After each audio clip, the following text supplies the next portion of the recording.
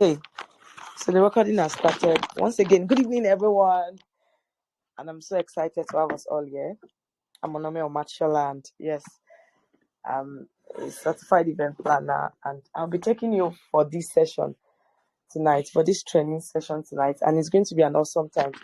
So I really want you to follow me. There's a lot to talk about when it comes to event planning, and that is the truth. I mean, there's so much, I like a lot of things to talk about when it comes to event planning. So we have like 2 hours to talk about them. So I'll be as practical as possible.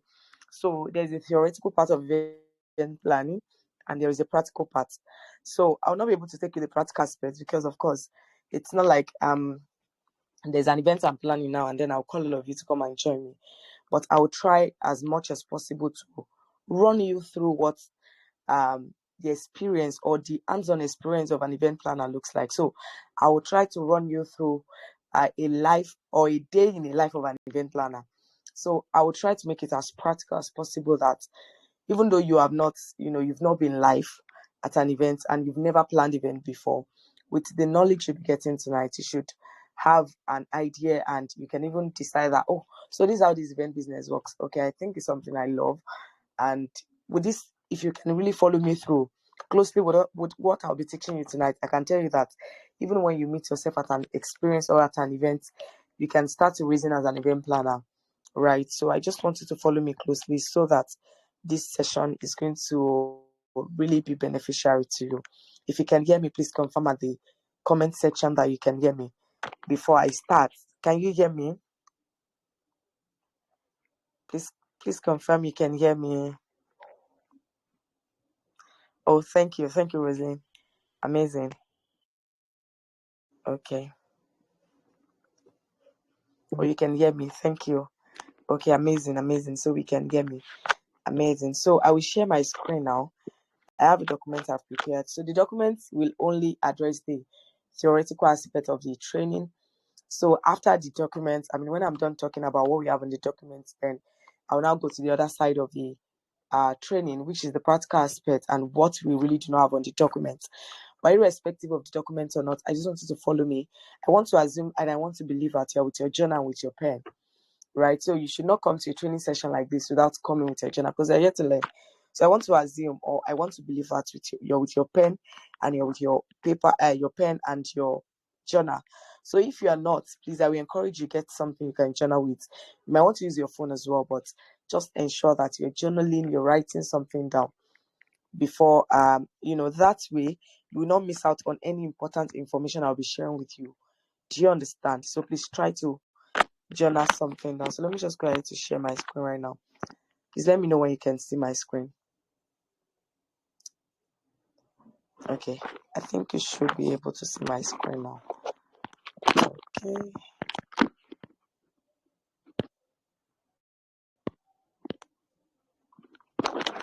Okay, you can see my screen, right? Someone can unmute because I might not be able to check the chat session now.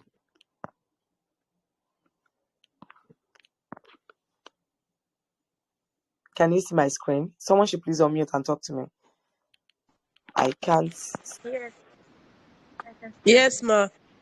Okay, thank you. Okay, so we're talking about event planning and management. So let me ask you, or let me start with you. What do you understand by event planning? If I should ask you what is event planning from your own understanding, event planning and management, I would like to hear from us. What do we think event planning and management is all about? What is your understanding of what event planning and management? So I will call on 1 or 2 people to unmute their mic and talk to us. I'll just call you around, or if you're willing to talk, just unmute and start talking, please. So tell us what your understanding of event planning. There's no right, there's no wrong answer. Rather, I want to believe that there's no like you are wrong. Whatever it is you want to talk about, I want to be certain, and I'm certain that you'll be right. So don't be scared of what if I say nonsense? No, you're not going to. So if you want, I want someone to just unmute and tell us what is event planning. What do you think that event planning and management is all about, or what is your own understanding in your own words? What do you think event planning and management is about? So someone should volunteer and talk to us before I call you. Or should I call someone? Okay, Omolewa. Oh wow. Yeah. I called you and you Good were muted. evening. Good evening. Good evening, ma. Good evening. Yes, ma. So event planning is an act of putting together the event, like making an event glorious. You know, Okay. so that an event will not be faulty, we have to plan the event. So that's how I understand event planning. The act of putting together things to make an event glorious.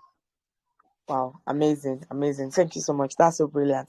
So the art of putting, event together, the art of putting things together to make event glorious. So from what you said, I heard the art of putting things. So putting things together is actually, yes, you put decorator, you put decoration, you put, so you can just say it's like managing the affairs of events, putting one or two together to ensure that you bet the fantasies of your clients. I mean, before a client can contract you as an event planner, that means they have something in mind. They have an event they want to do. They have a picture. Some people don't have picture, but they have an event they want to do. So peradventure, uh Kunle's wife just gave birth, and then he comes to you as an event planner and say, I want to plan my birth my daughter's my first daughter's naming ceremony, and I need your service. So now Kunle knows what he wants. He knows that it is a naming ceremony want, and Kunle has something in mind, right? Kunle, before Kunle actually comes to you, he has there's every client that will be coming to you as an event planner already have what they want. They have an idea, at least, of what they want their event to look like. That is why, as an event planner, the first thing you want to do is to engage your clients. You want to know the kind of event they have in mind. That is when you can properly plan for them. So the first thing is you want to know, when a client comes to you and say, I want to plan my wedding, please can you plan my wedding? Say, of course. But the first thing is that it's not for you to just start planning. You want to understand, what kind of wedding do you want? What type of wedding do you want? Like, what would you like? What are your fantasies? What do you want to see in your wedding? Can you explain your dream wedding to us? Right? So that is what clients always have, a picture of what they want in mind. So as an event planner, like you said, you are to bet your clients' fantasies, whatever it is they envision, whatever it is they have in mind that they want their event to look like. It is your duty to put everything together to ensure that what they have in mind becomes a reality. Another thing, it is your duty again as an event planner to see to it that, see, they might have what they want in mind, but they might not know how to achieve what they want, what they have in mind, right? So it is your responsibility as an event planner to help them, and then you tell them that this is what you have, this is what you want, but for us to achieve this is what we need to do, this is what we need to do, this is what we need to do. Some people, I want to argue with you, no, I don't think you should do it that way, and then you give them reasons why they must do it that way if they want to achieve the results they want to achieve. We are still going to go in depthly into all these things that I'm talking about, but you see, the art of event planning and management is just the art of you trying to understand your clients' fantasies, what they want to achieve, what they want their event to look like, and then you put everything within your capacity. You organize vendors, you bring vendors together, you bring in goods and services, you coordinate everything to ensure that their fantasies are met. So this is me just buttressing on what Omolewa, spoke about earlier, as per what event planning is all about. So is there another person that is willing to share with us what your understanding of event planning is? In your own way, just share with us. I mean, no criticism, nothing. Just tell us in your own understanding, what do you know, or what do you think event planning is all about, and management? We Is anybody willing to try, or should I call? Should I call someone? Good evening, ma'am. Good evening. Good evening. Good Yeah, evening. in from my point of view, I feel like event planning is the coordination, organization of people, resources, capital to achieve an end goal within the limited resources that is available. Amazing, amazing, amazing, amazing. I love that. So she said she feels that Dolapo said she feels that event planning is, organizing, right, and coordinating resources and goods together so that the end goals or the end results will be achieved.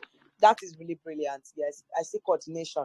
So we still go in depthly. I'll let you know that event planning and event coordination, they are two different things, but I will still dive into that. So let me not go ahead of myself, but let's quickly go to my screen and see what I have here. So event planning and event management. So what is in store for us? What is event management? I have here that event management is the application of project management to the creation and development of a large-scale event, such as festivals, conference, ceremonies, weddings, formal parties, concerts, or conventions. It involves studying the brand, identify its target audience, devising the event concept, and coordinating the technical aspects before launching the events. Right? That is what event planning is all about. So now we're talking about. Do you know that event planning and event management they are two different things? So management is like event planning is what you do. It's like what you do prior to the event starting at all. You plan the event before the event. What that means is that you ensure that everything is properly in place for you to have your dream or your target or your customer's dream event. That is event planning. So it's just like you are planning something before it happens. So you have a picture of what you have in mind, and then you are planning towards it to achieve that picture you have in mind. But you see, management is actually like the things you have planned, the things you put in place. How then can you properly manage them so that you can achieve your end result?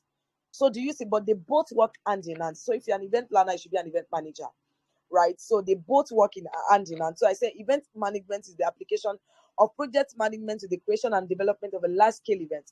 It might not even be large, it might be mini events. There are people that actually plan like surprise birthday party. They just don't have left for big events. So they would rather do a dinner party, birthday party, all these little events. They just feel like that is their own specialty. There are some people like that. But whichever event, it involves studying the brand. For instance, now, if you are working, a brand here does not necessarily limit you to like when I'm talking about brand, it might speak more to like the corporate events. So let me quickly talk about this. We have corporate events and we have social events. There are two types of events. So I think it is important I mention that at this point. We have corporate events and we have social events. So there is something we call branding. Every business has branding. So when it comes to event business, you have your branding. So when we're talking about branding, we know the logo of a thing, you create logo, you have a page, you have email accounts, you register your brand. Those are branding, right? But branding too can actually speak to you niching down. You want to have a particular niche you want to be known for, right? So there are people that have solely focused on corporate events. And when I mean corporate events, these are people that actually plan something like seminars, conferences, they plan what's it called now? They host shows, not like party shows. They host like all these big shows that are corporate, more of a corporate. Maybe Guinness is putting a show together. They are the ones in charge. So corporate event planners, they don't do wedding. Now, social event planners are people that do wedding, they do birthday, they do burial. Those are social. As the name sounds, you know what social is, right? So social is like something that has to do with like not serious kind of vibe. Like it's social, you come there to enjoy, to catch fun, to catch cruise. You eat, you enjoy, and you go to your house. So we have social, and most times 80% of planners actually they are social event planners, because social event is actually easy to contract. Like you can easily get a job as a social event planner. In fact, I know people that they were not trained as event planner, and they in their mind they just believe that they're event planner because I mean they've helped their friend plan a dinner, a birthday, surprise birthday party. They've had their mother plan a surprise birthday party. So they just feel like, there's nothing hard in planning, event planning, right? So I was once like that. So I feel like event planning is something I do naturally. I love it. But not until when I was trained. And I realized that, see, if you're not trained for it, you're not trained for it. It is more than something that everybody feels a woman should be able to do. There's this mindset that comes with as a woman should be able to plan events. That is not what event planning is all about. There's a technical knowledge, there's a professionalism when it comes to planning events, right? So what I was saying earlier is we have corporate and we have social events. So based on your personality, there are some things that can actually help you niche down. Okay, how will I know the kind of how will I know the kind of niche to actually focus on? Is it corporate or social? How do I know? Now, some things can actually help you determine the type of niche to actually focus on when it comes to planning events. It might be based on your personality. It might be based on your career projection. What do you have in mind to become? Where do you see yourself in the next 5 years in the event industry?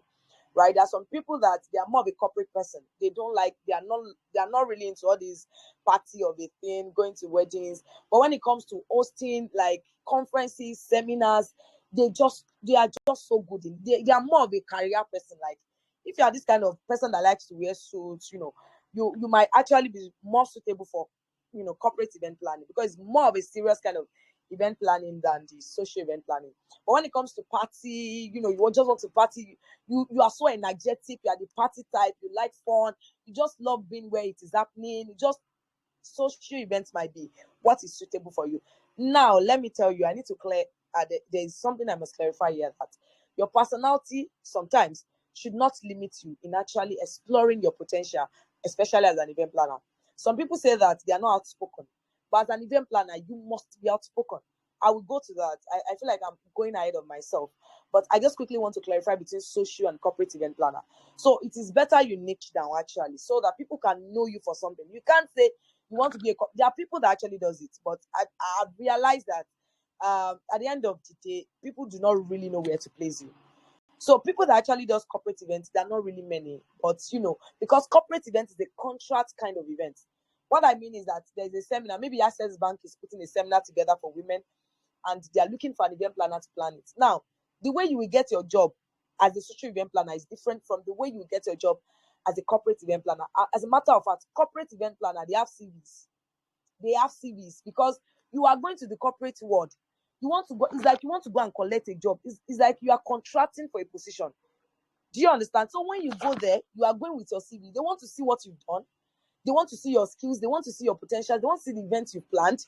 They want to see how successful you were with the events. They want to see the tangible results you were able to produce from the events you planned. That is when they can now trust you with their own events. So it is always so formal. Corporate events is always so formal. But it's social events. You can even tell your secondary school friend that, babe, when is your birthday? When is your wedding? I dey plan events now. I say, I really, you're an event planner. Okay, my wedding is September, and then don't worry, I will give you my job. And then you just get your first job like that. I've seen big celebrity weddings that when I check out the pages of the event planner, I realize that they are just event planners that are starting off. So most times you see connection works most when it comes to social event planning. And it works like that for corporate, but corporate people, they are not so bent on I know you, I know you. They are more so protocol minded kind of person. They want to see what you've done. So even if you are their younger sister, they want to see your CV. Do you understand? There are some protocols, just like you want to get a job of a product manager now. You can't just say because I'm your sister, I should employ you. Even though I'm your sister, you still go through the normal protocol. You still talk with the HR. You will do interview. You know those things. So that is where that is how corporate event is.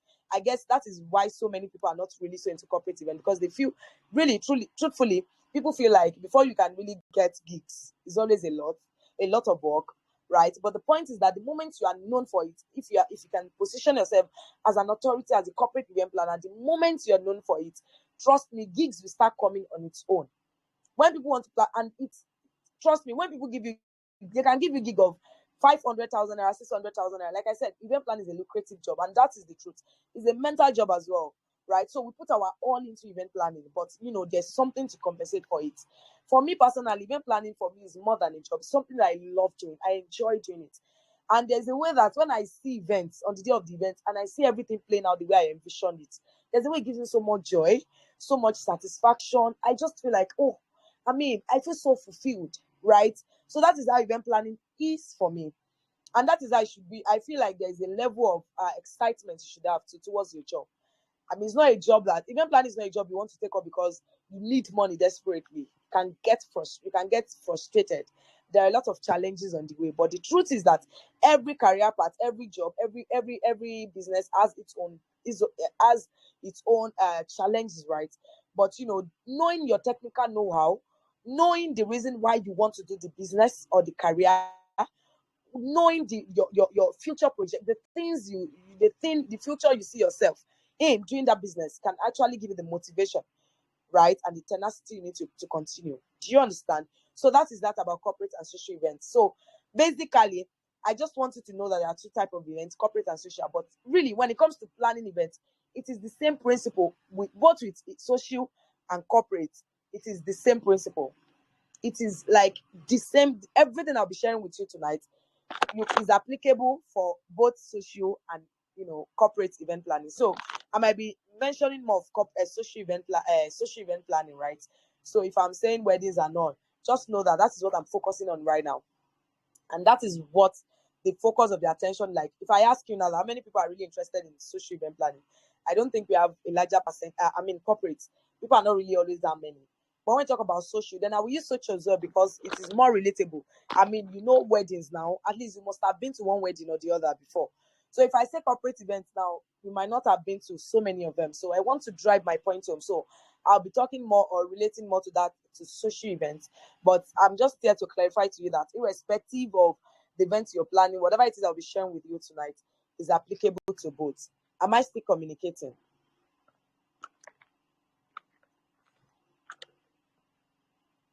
Am I still communicating?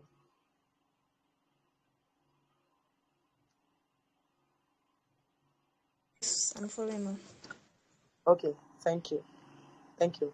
Okay, so let's go to qualities of a professional event manager or event planner. So what are the qualities of a professional event planner? Number one is great personal skills. Great interpersonal skills. Let me try. Okay. Great interpersonal skills. As an event planner, one of the number one skills you need to really, to really succeed as an event planner is interpersonal skills. You must know how to relate with people. It is really important. You cannot be at a meeting with your client or your proposed client or someone that is actually trying to like give you a job, and then you don't know how to relate with them. You can't even communicate fluently with them, right? You should be able to communicate. Communication skills. You should be able to speak with them, both intrapersonal and interpersonal. You should be able to relate with people on different level.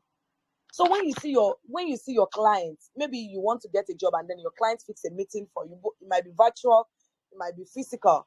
You should be able to like initiate a conversation and sustain such conversation. You should be able to know the questions to ask them as an event planner. So you are meeting your clients the first time, you should be able to know by the time you are done with that meeting, you should be able to know the kind of events they want.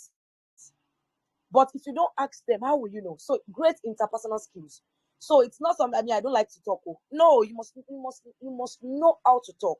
Not like you are talking every hour or anyhow, but you must know how to talk constructively. You must be able to put your what is going on in your mind. You must be able to communicate it in words, right? You must be able to say it out so that your clients can really understand. Because if you're an event planner and you can't communicate to your clients the services you are coming to render, what your services looks like, why they should contract you, how do you want to get the job, right? So the first skill that you must know or you must learn is great interpersonal skills, communication skills. The second one is flexibility. See, as an event planner, you must be flexible. Do you know why? I have been at an event that the way we wanted it to happen, it did not happen. We actually envisioned that, okay, this is how this event is really supposed to go. But this event is not going like this. Now, what is the way forward? So as an event planner, you must be flexible to think about if you feel an approach is going to work. But at the end of the day, you now realize that this approach that I'm taking is not working. You must be flexible enough to embrace a better approach that will work for that particular time. Do you understand? So all these things are really, really important when it comes to event planning and management. Flexibility. So you should not be rigid. You should not be saying, this is how I know, this is how my Oga taught me. Yes, your Oga might have taught you a particular way, but even as an event planner, someone that is really looking at, striving in event business, you must be flexible. You must, everything is in a state of flux, and things can change at the blink of the eye. Things can change. I'm telling you, I was at an event that we actually paid. It's not. So there was this hall that we're meant to use. The hall is it takes like 300 capacity, but I could not go down to source for the hall. And then the couples, they told us that the hall is, and when you source for hall as an event planner, there are some things you ask the hall vendors. If you want to source for hall, the first thing you want to do for your clients as an event planner is you want to source for hall. Now I'm teaching already, and I want you to just, the way I'm saying it, I might not be following what I have in my notes, but please just be catching it. If you want to source for hall as an event planner, when you get to the hall, there are some questions you ask the the hall manager. Ask the hall manager, we want to use this hall for September 15. The hall manager say, okay, fine, it's available. They check okay, how much is it? Oh, it's 600,000 naira. Fine. You will check of course, you have your client's budget. You know your client's budget. right? As an event planner, you have your budget, you have budget sheets. You will use Excel sheet to create budget for our clients. So you know the amount. Your client already told you that my budget is 10 million naira. So as an event planner, you should be able to gauge how much per vendor that can really, still fit into their budget. That at any time your client is trying to offshoot their budget, you can quickly tell them that, oh, I understand the fact that you want a celebrity MC, but according to your budget, you will not be able to afford celebrity MC, because if you should contract this MC, you will automatically offshoot your budget and it will affect some other things. That is why you're an event planner. You're an event planner to let your clients see the things they are not seeing. See, when people are planning events, there's a way they are so busy, their face is so crowded with so many things. But as an event planner, you must have keen eye. Keen eye. You must be able to see some things that your clients are not seeing. You must be able to foresee some circumstances before they happen. Trust me. You must be able to foresee some circumstances before it happens. The day I learned, I was a brand preparator for an event, and then I went for an event, and my bride forgot to buy this hand fan, and it was this heat period. It was everywhere was so much heat everywhere. She forgot to get a small hand fan, and she doesn't have, her friends doesn't have, and she sweats a lot. And for some people, it's no big deal. They feel like, oh, it's my wedding. When I sweat, it's no big deal. But you see, this particular bride, she was so particular about her makeup, and she was so particular about the fact that, see, I'm going to sweat. And you can't believe that this issue started affecting her from when I got to her, because I was a bride pamper, and I was like, okay, ma. So I realized that content has changed. There's some things you pay attention to. Other people might not pay attention to it, but you need to pay attention to, because the focus of the attention is your bride or your couple. I realized that content. I said, ma, why you are not happy? She said, I forgot to get my fan. None of my friends, brought their fan. I said, small, okay, fine. The hall is going to have AC. He said, no, I'm still I must have my own small hand fan. I want it. And she was already looking so moody and all. And I didn't have a hand fan. I didn't see it coming. I was like, what do we do? At that particular point, I had to call someone, check IG vendor for someone that sells iPhone in Ibadan, and fan in Ibadan, call them to come and deliver for me where I was working. Do you see? This was something I didn't even plan for at all. But I didn't foresee it. I didn't foresee that this thing might actually happen. Since then, it has added to my experience that when I'm talking to my bride, I tell them, small hand fan. When I'm listing out the things they should get, I will add hand fan. They might not need it. They might need it. Just get it. Slippers. Some people they don't know that heels is not comfortable. Some people used to feel like, I'm a jagaban, I can wear it for 24 hours. Ma, you cannot wear it for 24 hours. You will feel uncomfortable. It's your day. You want to be free to dance. So why don't you get a spare slippers? So I will write it that while listing, get hand fan, get slippers, get Bible. Some people don't even know that they need Bible for joining. Get Bible. You see, these are the things you do as an event planner. Now, what I'm trying to say is that as an event planner, number one, you must have great interpersonal skills. Number two, you must be flexible. Number three, you must have keen eyes to details. Things that people will not pay attention to, things that bride will not pay attention to. You must pay attention to it. Even when they are busy sewing their clothes, busy baking cake, busy contracting caterer, busy talking to family, there are some things that they will never think about. But as an event planner, you are meant to think about it for them. You are like their mind, you are in their head. You are thinking as if it is your wedding, right? And you're putting your professionalism into work. That is what event planner does. So flexibility. As I was saying, I said the hall could not contain. I remember where I was coming from, so don't mind me. I'll go back. I said the hall could not contain. It was 300 capacity, and the couples told us that it's 600 capacity, and that was what the hall told them. And I used to tell my students or people that trains on them, I tell them, if you want to go and search for hall, and that was the first thing I learned with my boss. If you are expecting 600 guests, if you want to check out for a hall, you should check out for a hall of at least 800 capacity. You should not get a hall of 600 capacity. Do you know why?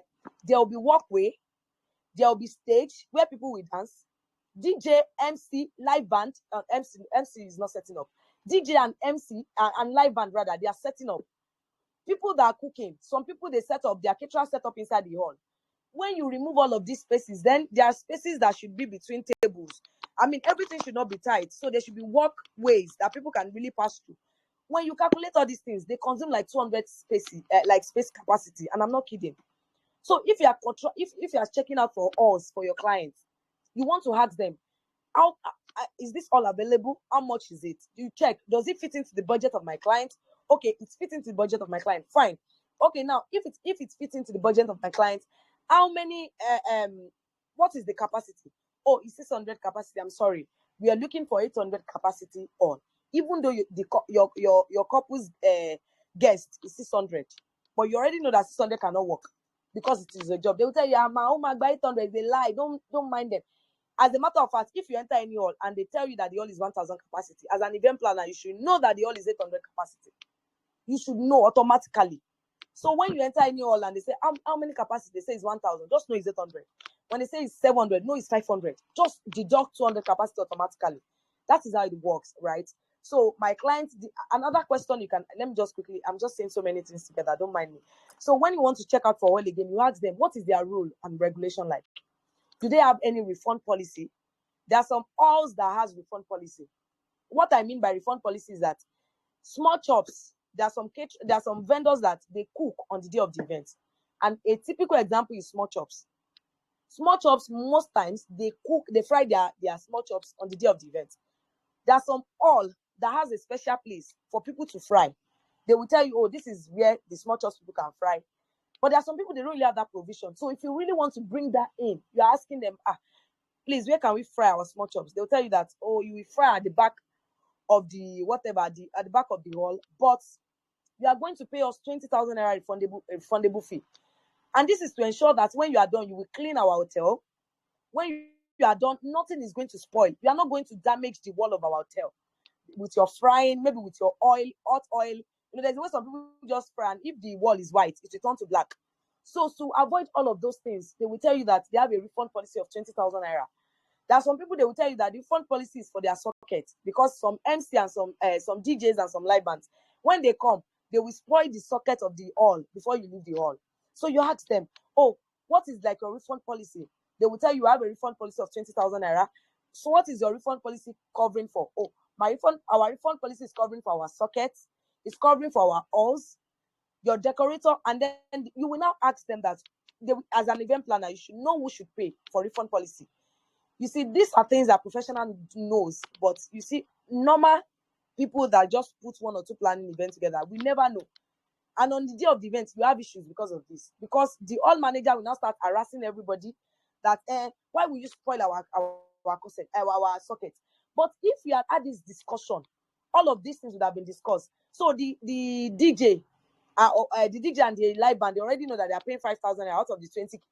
So if they like, they should spoil the socket.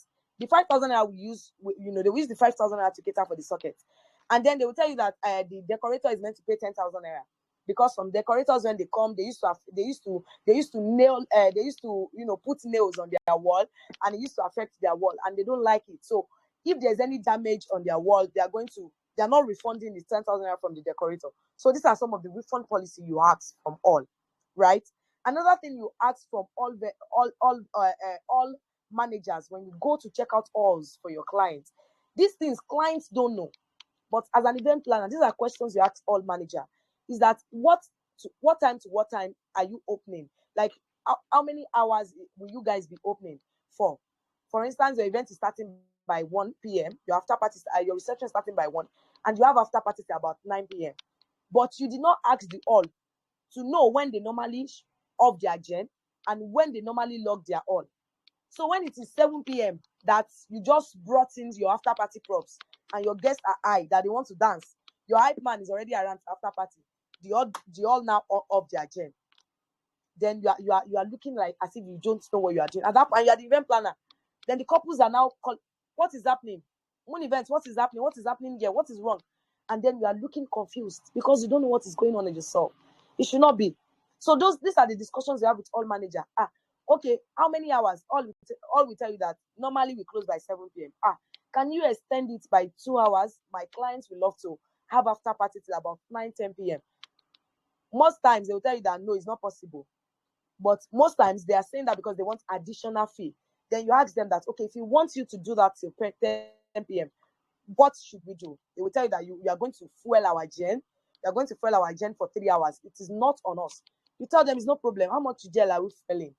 How much fuel are we getting to fill the tank? Okay, you are getting 10 liters, 5 liters. You see all these things, you discuss it. There won't be any issue on the day of the event. Do you get? So these are some of the things we ask. But you see, this my client did not ask. They went ahead to book on. The day of the event, we now got to the hall. Of course, decorators has been there. They've been working, and it's not an event that I can travel down for. It's a very distant location. So I've always been doing video calls, and the hall actually seems big. So when I got there, on the day of the event, I entered the day before, and the decorators are already there to decorate. I now saw that the hall is a hall of 300 capacity, and they're expecting a minimum of 500 guests. Please, how should I do it? How on it? At that point, I was so destabilized. I really do not know what to do. And I was just starting out as an event planner then. So I have not really known all this nitty-gritty of what event planning all and how all can really be devastating. I needed to really start to call other event planners within the locality to ask for 500 capacity all so that we can quickly book it. At that particular day, we were able to book another all. But it came at an extra cost for me because I needed to add money that my couples were not willing to pay for. Because they feel that as an event planner, I should have known and I should have come earlier to check the hall and I should have asked the hall manager if the hall is going to contain them or not. Do you see? So these are the things you pay attention to as an event planner. So let me just go ahead. Creative and innovative skill. You must be innovative as an event planner. Highly innovative, creative. You see, what we are creating for people on their events is experience. Anybody can go to any wedding. But you see, people will not forget how they feel on your event day. Two things, if they eat or not. If you are guests in parties, two things for them. Number one, if they eat or not. There are some things they will never forget. They might not remember your clothes. They might not remember your shoes. As a matter of fact, they don't really care. They might not even remember your hairstyle. But you see, they will know if they were able to eat or not. They won't forget. Number two is how they felt when they came around for your event. So experience is what we sell as an event planner. We sell experience. So you must be creative as an event planner. How can I, bring out creative experiences for my couple's guests that they will feel at home, they will enjoy the party, and even months after the wedding, they will still keep talking about how much they enjoyed the party, how enjoyable, how memorable the party was. These are the things so as an event planner, you must be creative and innovative, right? You must think about, Pinterest helps a lot. As an event planner, Pinterest is one of your most useful apps. If you go to Pinterest, you see experience ideas for wedding. You will see countless numbers of them. And then you twerk it around to suit the theme of your couple and then to suit the event. Do you understand? So you must be creative and you must be innovative as an event planner. The next one is, I already spoke about keen eye for details. You must have keen eye for details. Excellent time management skills, really important. Excellent time management skills is really important. So as I'm talking about time management skills now, let me quickly talk about production schedule and event timeline. Production schedule and event timeline. They are two different things, and I will show you a typical example of what a production schedule looks like and what an event timeline looks like, right? So now, you see a production schedule and an event timeline. Okay, let me start with event timeline. You see, event timeline is a document that you prepare to actually guide your event planning within the time frame that you have to plan the event. Event timeline is a document that you prepare to effectively manage your time as an event planner so that you can achieve all you need to achieve within the time frame that you have left in planning that event. What do I mean by that? There are sometimes that some couples will come to you like 6 months before their event, and you would have started planning for 6 months. There are some events that you plan just in a month. There are some events you plan in 2 months. There are some events you plan in 3 months. Your event timeline will be tailored according to the months you have left to the event. If you're having events in December, your event timeline will have the list of things you must achieve in the next 4 months before December. Let me explain. We are in August. So if a client comes to me right now that they have a wedding for December, what I will do in my event timeline, I will write August. What are the things I must achieve in my planning as a planner? What are the things I must have achieved by the month of August? I will list them out. What are the things I must have achieved by the month of August, September? What are the things I must have achieved by the month of October, November, and December? Do you understand? So I will distribute my activities and my planning to 5 months according to my event timeline. But if it is just a month event, now you will agree with me that the same time I have to plan a month event is not the same time I have for 6 month events. So in my event timeline will be constructed to actually accommodate just a month planning. So instead of having August, September, October, I can have the first week of August. This is what I must have achieved. The second week of August, this is what I must have achieved. The third week of August, this is what I must have achieved. And the fourth week of August, this is what I must have achieved. Why? Because I really do not have I don't have a longer time to plan the event. So what your event timeline will do for you, I'm talking about time management skills, right? What your event timeline will do for you as an event planner is that it will help you to stay on your toe. So for me, what I do with my couples is that when I want to plan events, right, I have a group for my couple. Myself, my couples, my team members. I have team members. I have like 3 team members that work together. So all of us were in a group together. So when I open that group, I introduce myself, I introduce my team members to my couples, and then the first thing I send is the event timeline. So the event timeline will notify my clients that, oh, this is what we are achieving the month of August, September, October, November, December. So we will pick a meeting day. This is how I do it, and it works for me. It is something you might want to embrace. Some people will not share it with you, but I don't have any reason hiding it. This is how I work, and that is what makes me look professional to my clients. And as a matter of fact, if you contract me and I address you like this, I can't tell you to pay 250,000 and you tell me you cannot pay. And that's the truth, because I'm coming with so much professionalism, and I'm telling you that I'm organized. I know what I'm doing. So when I send the event timeline, I will tell my couples to check the event timeline. So that way we are both accountable. So my couples know the list of things that I must have achieved in planning their events in the next 1 month, in the next 2 months, in the next 3 months, in the next 4 months. So we will pick events, we will pick meeting days.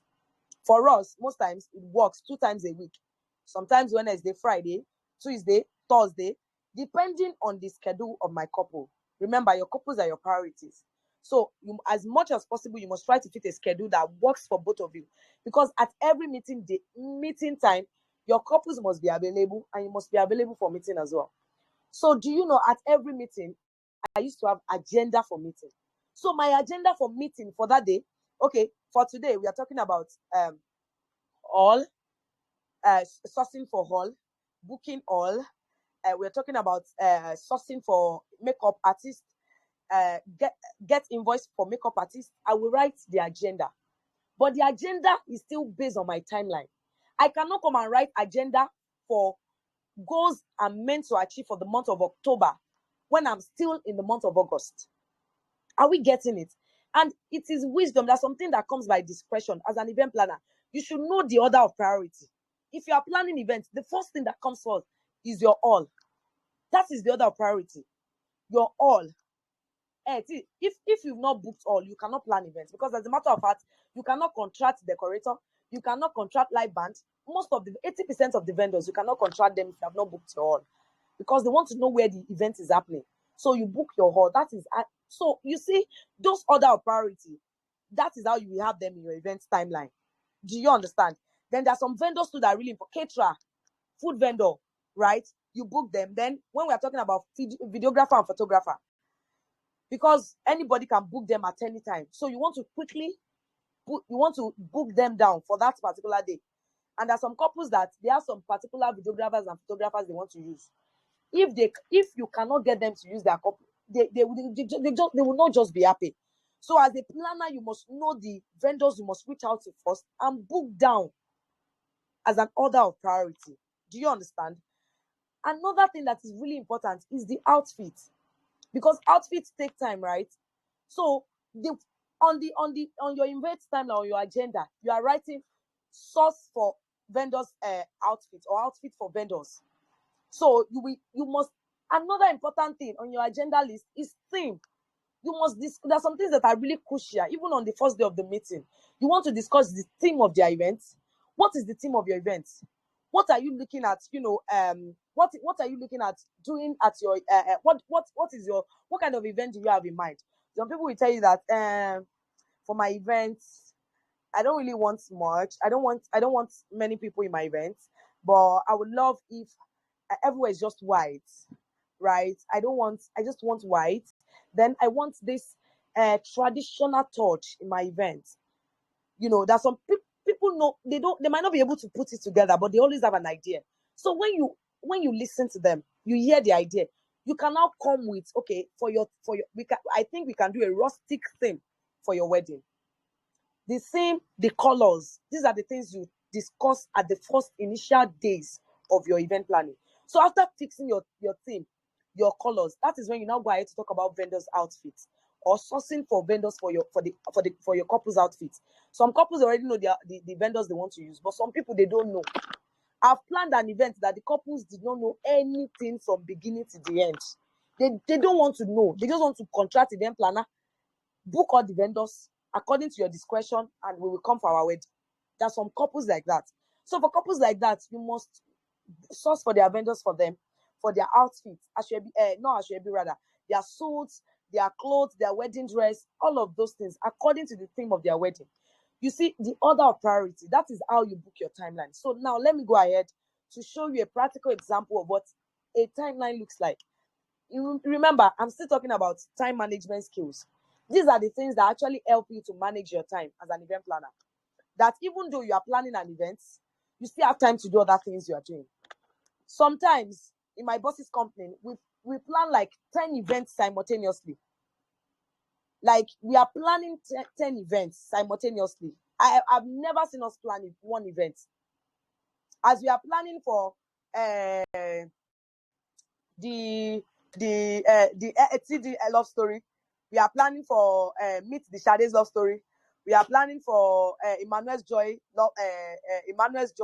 We are planning different events simultaneously. But do you know why we can manage all of those events?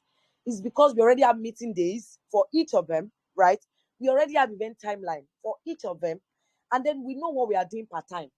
So after today's meeting now, we know what we have achieved.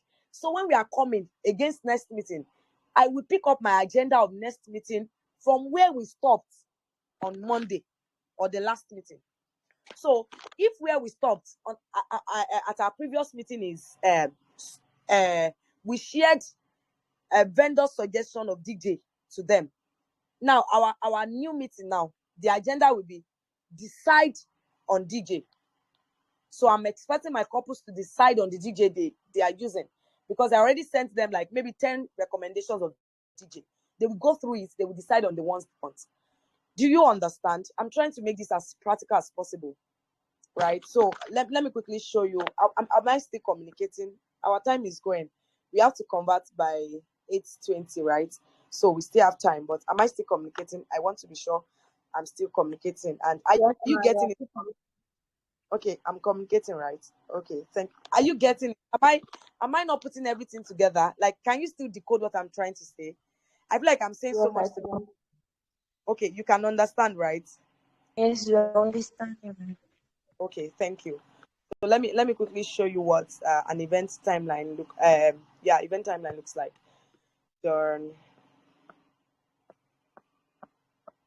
Let me use my word. Okay, let me try.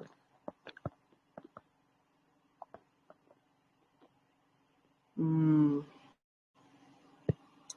Okay, now this is an example of an event timeline, right? So this is I will show you two event timelines so that you can see what I'm talking about. So this is an event that we planned this July, right? And this is, you can see the event timeline. We have for Lashade, attention, like the focus of our attention, right? The couples, the dates, the color scheme, seem to be decided because we've not had any meeting. Like I said earlier, this is like the first thing you send in to your couples after like you've opened the group page. This is the first thing you send. So we've not decided on team. But there's some other informations you already know. Because as they're coming to you to come and book you, you're asking them, when is the date? At least, of course, they must have the date of the wedding already before coming to you in the first place. Location is on those states. Then hashtag to be decided. Expected number of guests, 200, right? Now, we have, this event is in July, and we started planning in February. So that is like February, March, April, May, June, July. That is like 6 months intervals, right? Now, look at it. These are the list of the things we have to achieve in February, as you can see here. Then these are the list of the things we have to achieve in March. These are the things we have to achieve in April. These are the things we have to achieve in May. These are the things we must achieve in June. And these are the things we have to achieve in July. Do you see? Now, I might not be able to go through the details of the things we have here, but you might just use your face to like scan through. You can see the order of priority. The February, we meet the couple, we sign contract, we get full brief of events, follow up on budget, we confirm their list and estimated guests, we source for event venue. Who remembers when I said event venue is really important, right? Decide event venue, decide event theme and color scheme. Do you see? These things are they are like the first thing you must do when you get your events. Decide on hashtag for events, really important, right? That is February. Then the month of March. Now, at the end of the month of February, you see all of these things that we listed out here. We must have been able to achieve it. We must have been able to achieve it. Because at the end of each month, we are going to do a review of the things we're able to achieve. Do you understand? So look at the month of March. Now, the month of March, we get vendors quotation for food, photography, videography, makeup artists, and hairstyling. For DJ and live band. Now, this is where the real work is starting. So the second month, we already started, sourcing for vendors here and there. And then April, and then May, and then June, and then July. Now, let me take you to July. July is the wedding. So you are not expected to be doing any serious work by July. Before July, you must have done all the hard works you need to do. So by July, you're expected to get through all details. You go through all the details of the event in July. You draft production schedule and share with the couple. I will still show you what production schedule looks like, but we are still talking about event timeline. You send out messages for vendors meeting. There's something we call vendors meeting. I'll still talk about it if time permits me. You hold vendors meeting. So most times, the month of the event is when you hold vendors meeting. So vendors meeting normally comes like a week to the event. So if your event is like next week, you can hold vendors meeting like maybe a week or 2 weeks. So that is why most times holding vendors meeting is also like the month of the event. Then you go through all the details and you rehearse dressing. So what rehearse dressing is all about is you will have a run through of the whole event in your head. You will have a run as an event planner. The day of the event is not the first day you are planning events. As a matter of fact, the day of the event is like your second or third time because you must have planned that event. You must have started it, finished it on your head. Like you must have done all of those things on your head. Now, this is what event timeline look like. Do we understand? So now let me show you another event timeline that I had to create because we have a shorter period of time to achieve what we have to achieve. Now, some people might be asking, how will I know the things that will be in my event timeline? I'm just starting out. I don't even know how will I know the things that will be in my event timeline. Now, I'm still going to tell you the list of vendors that you must social events, all the list of vendors that you need for social events, I will tell you. So when I tell you, you can now draft out your event timeline based on the order of priority from your discretion. Even if you have never planned events before, you must have attended event before. You must have an idea of what event looks like, right? So from your discretion, if you know the list of all the vendors that should be available in a wedding ceremony, then you can now create your timeline based on that list, right? If you see my list now, you will see vendors quotation, you will see vendors quotation, you will see source vendors, you will see source for vendors quotation. That is what we do actually. Vendors quotation is reaching out to vendor, getting the charges. How much are they charging for a so event at so day? That is vendors quotation. So when they tell you how much they are charging, you will now send to your client. That is vendors quotation, right? Sourcing for vendors is you go to IG or you ask. This is how we source for vendors as an event planner. It's either you go to IG, you use hashtag Akure live band, Akure makeup artist, hashtag Akure event planner, hashtag Akure food caterer, hashtag Akure. If you are planning Ibadan, event in Ibadan, hashtag Ibadan makeup artist, hashtag Ibadan hairstylist, hashtag, and there's some things you check out for in a vendor. You must check their review, you must check their past work, you must check how often they tag the people they have worked with. If you see a page that has 10,000 followers, but they never tag the couple, they have for one or for one time or the other, maybe done makeup for, or officiated as their MC, that is a scammer, because there are a lot, so that you don't use your money to pay your couple for a vendor they already booked. Do you understand? So there are lots happening. Social media is a wide place, so you must be wise. So there are some things you check out for, right? You check out for their past work, their reviews. You check out for the couples they tagged to be sure that they planned the event, right? So you check out their past record. You ask your other planners, sorry, I'm trying to get vendors for makeup in Ibadan. Please, can you recommend any that you have worked with? Connection is really important in this event world. Connection. You cannot be a loner. You cannot say I'm an event planner and you are not associating with other event planners. It doesn't work like that. You can even network. Enter their DM. I'm Onome of Moon Events, and I'm an event planner. I see you're an event business too. Do you mind if I can just connect with you so that we can work together going forward? It doesn't hurt. It doesn't bite. The worst they will do is not to respond to you. But connection is really important in our line of work or our line of business. Are you getting it? So that is how it works. So you source, you get quotation, you source, you get. That is what we normally do. If you see this deposits, make deposits, decide on vendor, pay deposits. That is all we have in our timeline. So these things are not difficult. Now let me show you another timeline that has a shorter period of time for us to plan, so that you see the difference. Okay, done. I titled it as, it was a mistake for titling it as okay, it's meant to be event timeline, but I titled as okay. Now look at it. This is an event that is happening in September, right? September. And we started planning in July. So July, what am I saying? July, August, September. So we have 3 months, right, for planning. Now look at it. This is July 2023. You will see how long, the list of the things we have to achieve in the month of July. Now, do you see it? This is like 2 months merged together in the previous timeline, right? And that is because we have shorter period of time to plan this event. This is July, this is August, and this is September. Do you see? So if you can have a particular timeline, it's something you can always check around for other subsequent events based on the number of months you have to plan the event. I believe I'm clear on production schedule. So that is what production schedule is. And that is what event timeline is, rather. Now, another thing, very important thing, is production schedule. What is production schedule? Production schedule is now the breakdown of time on the day of the event. We are still talking about time management skills. Now, I'm telling you about the things you must know for you to be able to properly manage your time as an event planner. We've spoken about production schedule. The second event timeline, rather. The second one is production schedule. Just the way the name implies, production schedule. So it's the day of the production.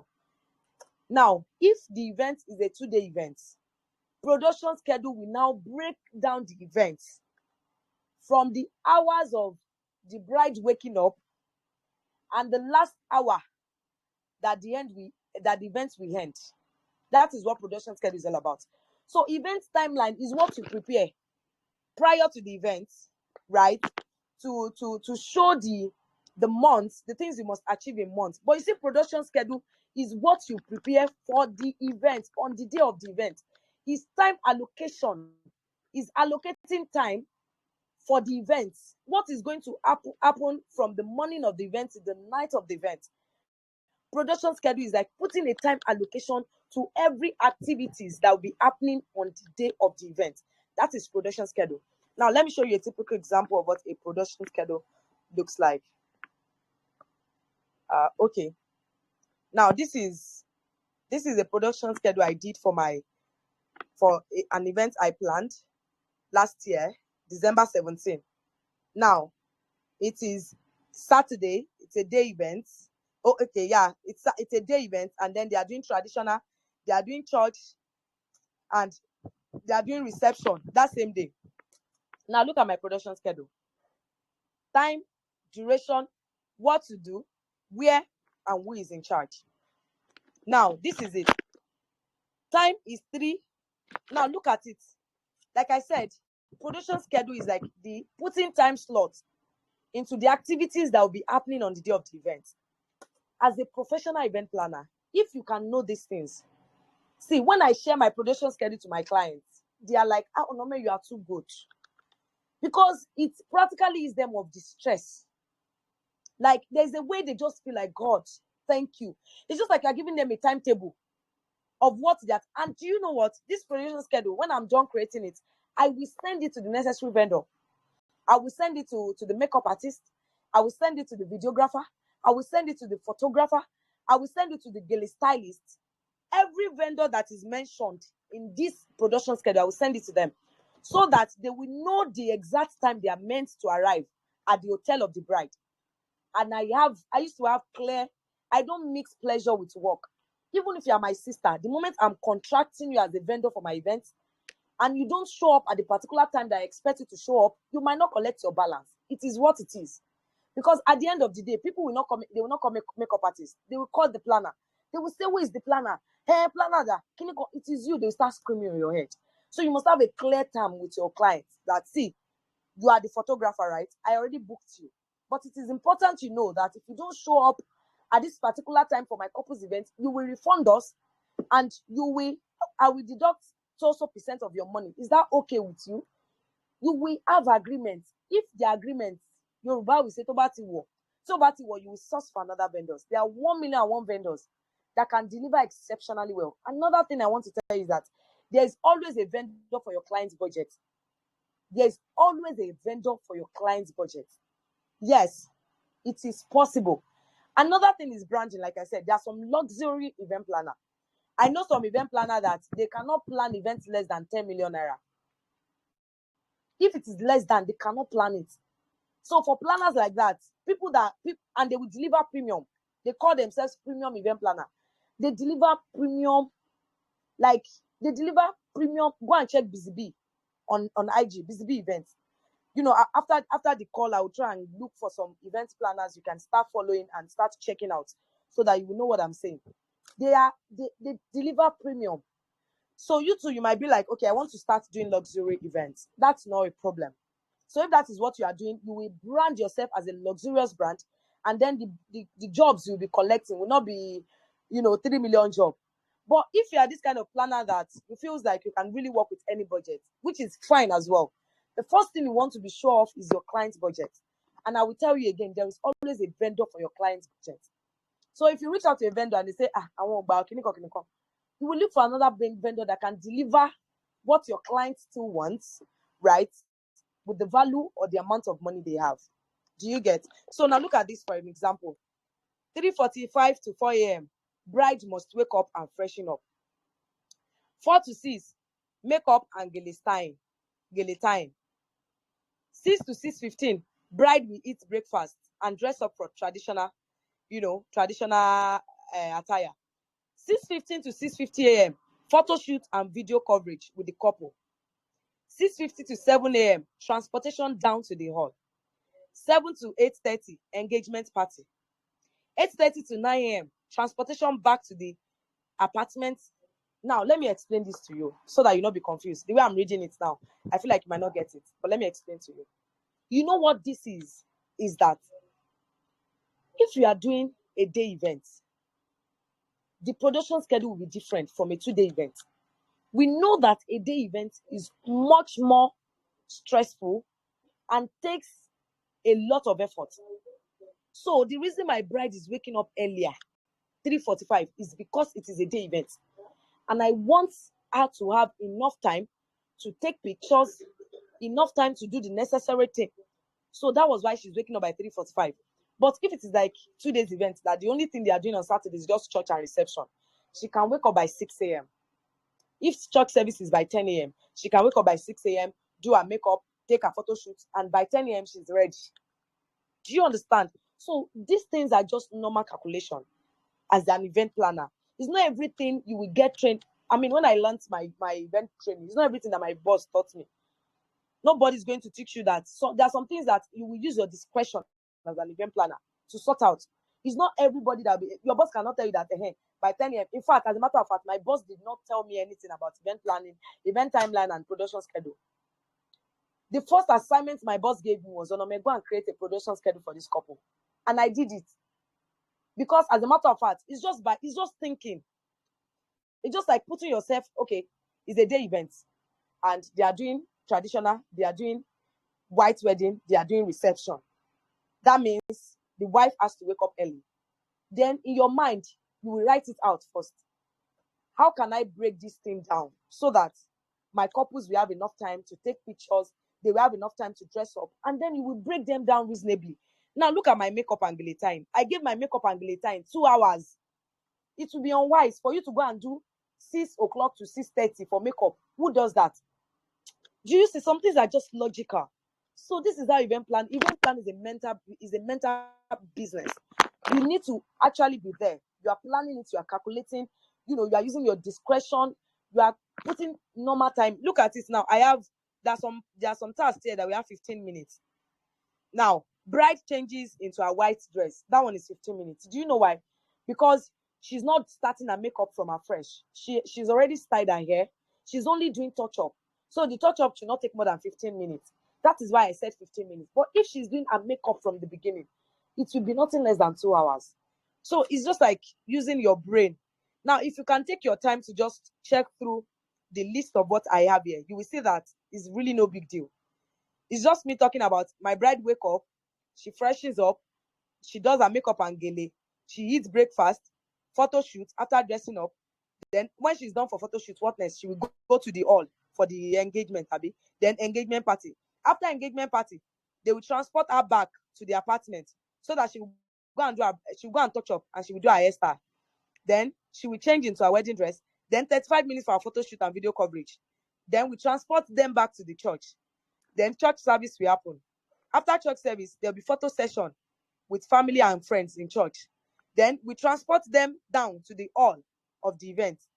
And at the hall of the event, they will do touch up for 30 minutes. And then after then, there's reception party. And that is all.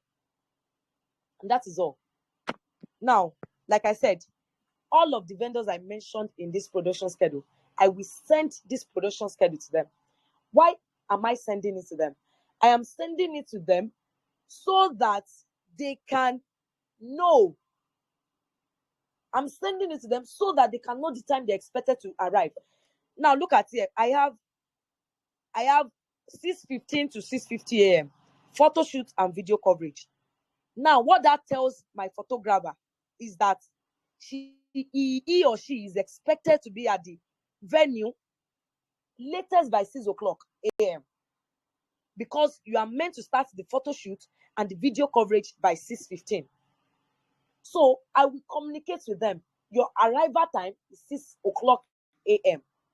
And they will tell you, okay, ma. Some people will tell you that I'm sorry. I might come 6:05 a.m. because where I'm coming from is a little bit, so I might get there by 6:15, which is okay. But your point is that they must be there before 6:15, right? Look at my gele, my makeup and gele. If makeup and gele is by 4 a.m., what that tells you is that your makeup and your gele stylist must be in the same hotel with the bride. Because you cannot tell a normal reasonable person to leave her house by 4 a.m. to come and do makeup. So what that tells you is that you must discuss with your bride that, hey, bridey, do you have you must have like a room accommodation for your, you see that your makeup and the stylist will be sleeping with you in the same room, or you make a provision of a room for them in your hotel because they are making you up by 4 o'clock a.m. And for them to be there by 4 o'clock, that means you guys must sleep in the same hotel together. These things are just normal.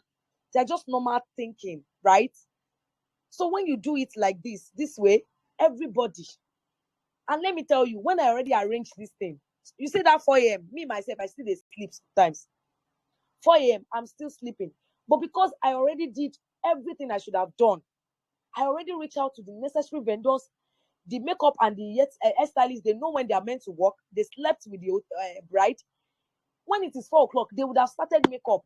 So sometimes, because I worked late into the night, I might wake up by 5. I'll just call my makeup artist. Makeup artist, where are you? Sometimes they say, our artist get makeup. Oh, I'll say, well done. But do you know why that is? It's because I was able to give them a proper orientation in a document form, which is called production schedule, of what the production or the activities for the day is going to look like. This is how you manage your time as an event planner.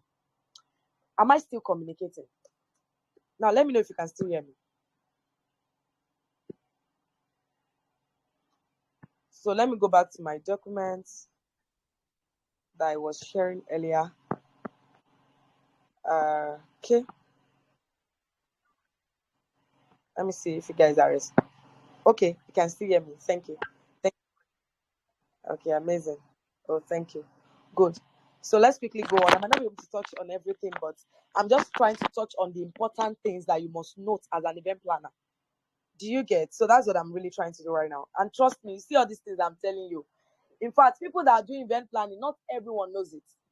There are some things that you just have to come up with as an event planner on your own. A lot of trainings that you will do, they will not tell you, they will not show you their documents. I did one online training. She did not show me. She was just using mouth to explain. But it takes another for someone to tell you that, see, this is the document, this is what it looks like, right? And that is what I'm trying to show you. And this is how we do it. That makes you stand out from other Sister Sade that is planning one birthday party under her room that never got trained as an event planner.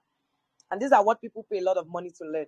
I mean, so let's go ahead to talk about so excellent time management skills, then passionate and enthusiastic. You must be passionate about event planning. If you're not passionate about it, just don't start. You are got to be passionate because it's a rough journey. Like, you will see some things. Sometimes they will insult you. Yes, I've seen clients that will insult you on the day of because clients, the way we deal with pressure is different. So some people, they don't know how to deal with pressure. They can just transfer aggression to anybody. So most times as an event planner, you are the one that will suffer for it. So they are transferring the aggression, they are transferring it on you. Do you get? So you must really be passionate and enthusiastic. If you're not passionate, it will be easy for you to say, see, I'm not doing again, let us leave this business. Like I said, event planning is not a business you run into because you want to quickly make money. You will make your money, trust me, but you must be passionate about it. People must see you that you know what you are doing and you're passionate, and you are willing to go the extra mile to be able to put everything it takes to be a professional at that field. The next one is leadership skills. You must have a leadership skills. Do you know why? Because we have team members. I said it earlier. I said I have a team member.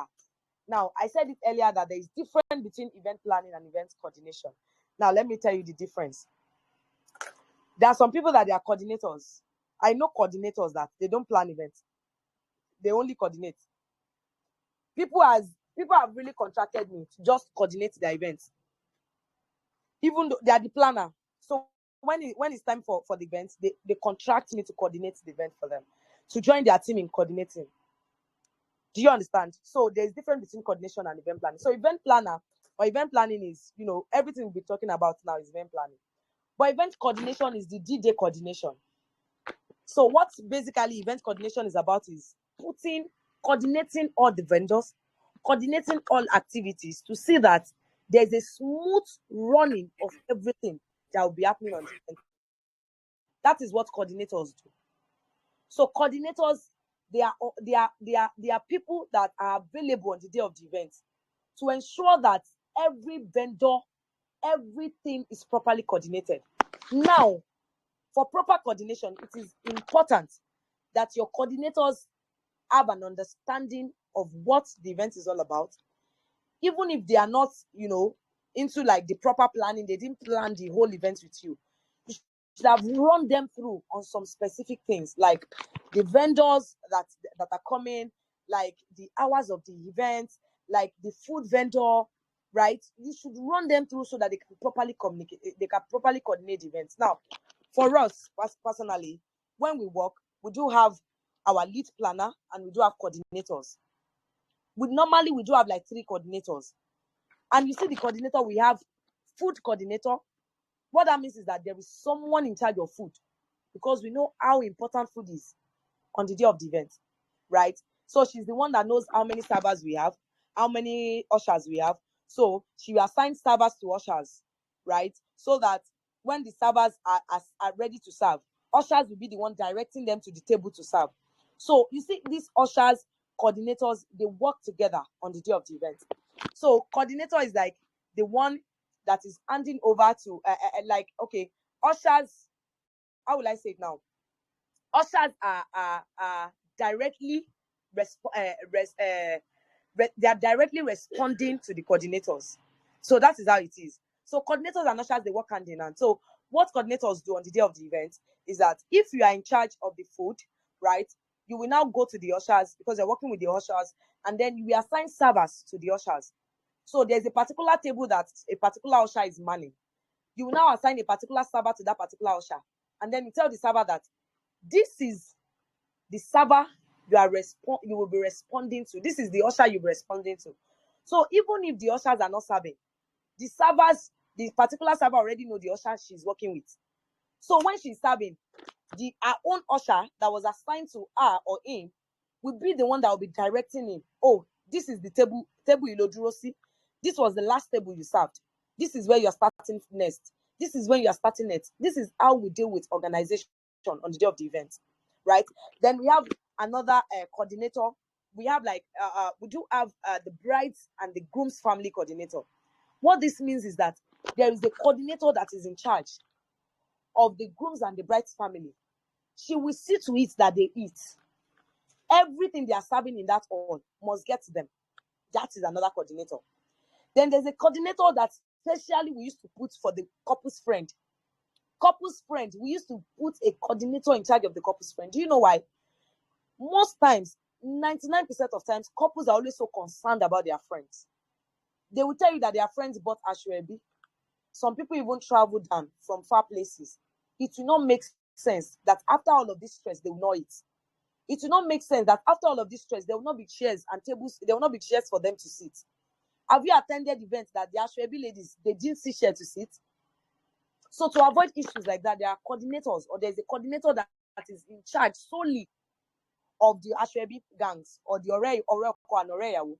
So what she will do is that she will ensure that no matter the guest surge, their seat is properly preserved, so that nobody can sit on their seat.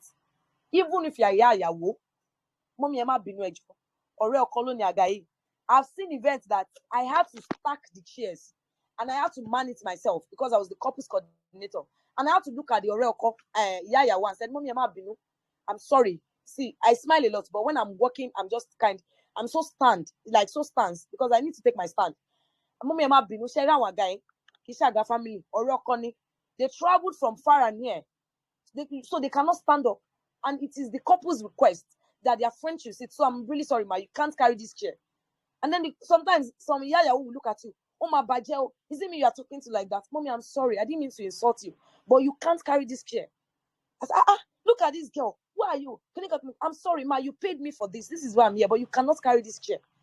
Right? That is what coordinators do. Now, tell me, how will a single event planner manage an event? It is not possible. So that is why we normally have a planner, a lead of planner and coordinators in our team for all of our events. All of our events.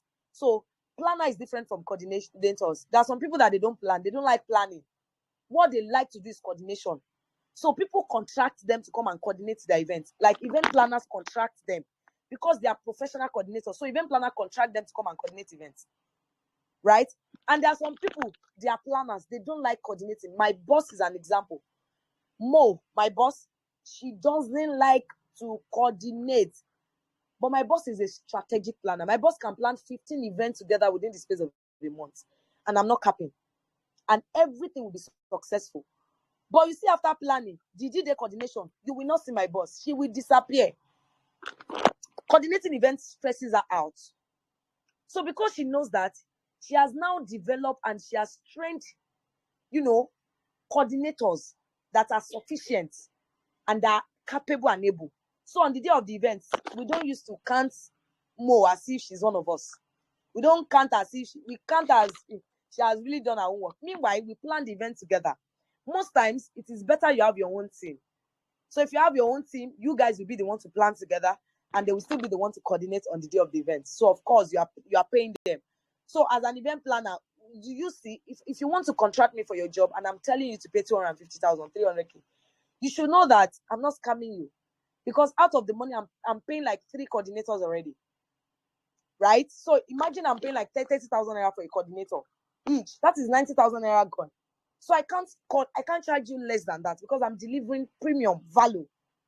So you cannot pay that kind of amount too, and your events will flop. Do you understand? So we have coordinators for different things. They manage different sector. That is coordinator. So don't say, after this training now, don't go out again and say, I'm an event coordinator. As I am right now, I'm an event coordinator, I'm an event planner, I'm an event manager. I do like the 3 things, and I'm really professional doing them.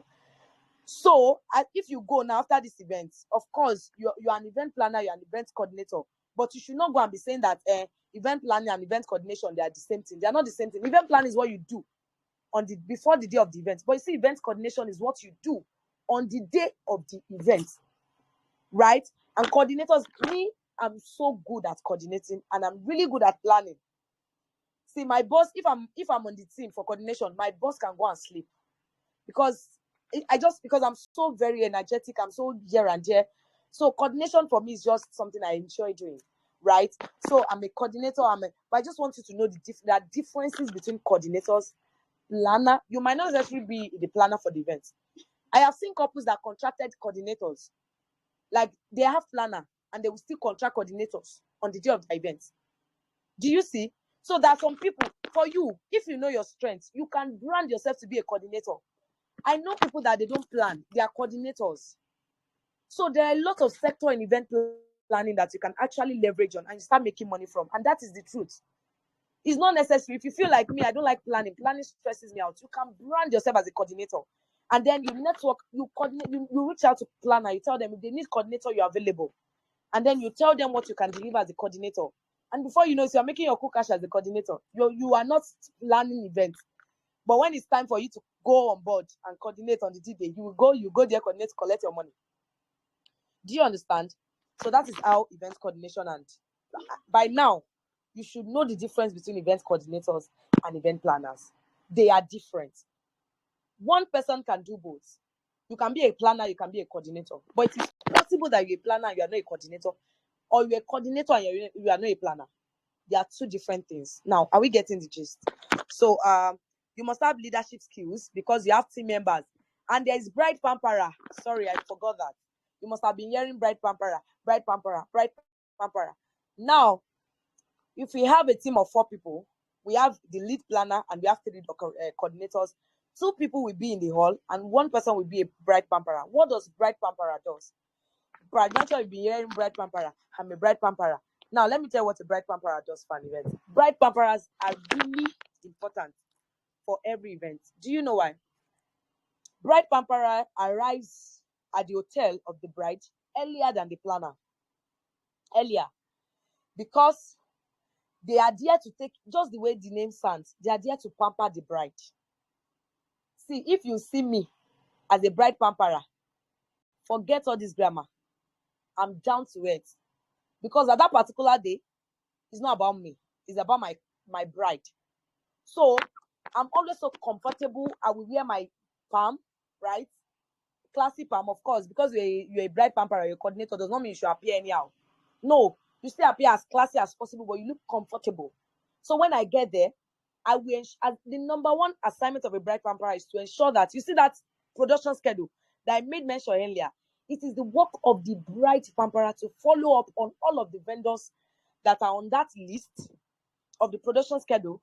After following up with them, it is also the responsibility of the bride pamperer to ensure that the time allocation was strictly adhered to. So as a bride pamperer, if I'm there by 6 a.m., I must ensure that photography starts by 6:15. I must ensure that by 6:45 a.m. we are done snapping. So I'm already telling my photographers, you have 5 minutes more, you have 3 minutes more. Oh, we are done, Please, we need to round up now. We need to go, we need to start going now. The pastors are already waiting. That is the work of the bride pamperer. Now, that is their number one responsibility. Number two responsibility, which is also very important, is that they have to take care of the bride. When other people are focusing on themselves, already, some people will say, "Shebi, you have bridesmaid." Bridesmaid is not bride pamperer, and bridesmaids can never be bride pamperer. Bridesmaids, they try to take care of the bride, but they are not professional. They were not trained for it. But a bride pamperer was trained to pamper the bride. So even while the bridesmaid is trying to do her makeup, trying to get her food, sometimes she might just focus on herself. But the bride pamperer does not have any other business aside the wife, aside the bride. The bride is the focus of attention at that particular time. So as the bride pamperer, you must ensure that your bride eats. Have you eaten? Some bride will tell you that, I don't like to eat. I don't eat in the morning, and I don't think I want to eat. You tell them, okay, fine. Will you take just tea and bread? Is that okay? They will say, okay, I don't mind, right? But if you did not ask, if there is no bride pamperer, that's why a bride will not eat. And then from traditional wedding to church wedding, and when it's time for reception, the girl is already, she's already looking so tired. She's already she's already frowning. She will not even know that she's hungry. That's why she's frowning. But she will just know that, see, let's just finish this wedding, Jerry, and go. Just because she did not eat. So the bride pamperer will see to it that the bride eats. Not just that. When your bride wants to cough, before she's done coughing, you already give her a face towel. Oh, sorry, ma. When your bride wants to eat, you are giving her food. If she's doing her makeup and she's eating simultaneously, you will feed her. I don't know, for some people that has my number, you must have seen me feeding my bride on my status. You will feed her. When she's wearing her shoe, she must not bend down. As she's bending to wearing the shoes, you're already kneeling down. Let me wear your shoe for you. Anything she wants to do, you are doing it. That is what the bride pamperer does. Basically, they are there to pamper the bride, to make her life easy. They make her feel like she's the most important woman on earth. They make her feel like, girl, today is your day, and we just need you to chill out. That is what a bride pamperer does. Another thing that a bride pamperer does is that a bride pamperer guards the properties of the bride with her life. What I mean by with her life is that she must see to it that nothing, not even a single pin of the bride's property gets lost. There was an event I went for. The bride changed 5 times. So she had 3 big briefcases. Do you know what I did? As she's offering her one, because she wore like 2 traditional outfits. As she's offering one, I'm already packing it. I already brought out the next one. I already packed that one. As she's offering that one, I'm already packing it. I already brought out the next one. So I'm packing, I'm bringing out, I'm packing.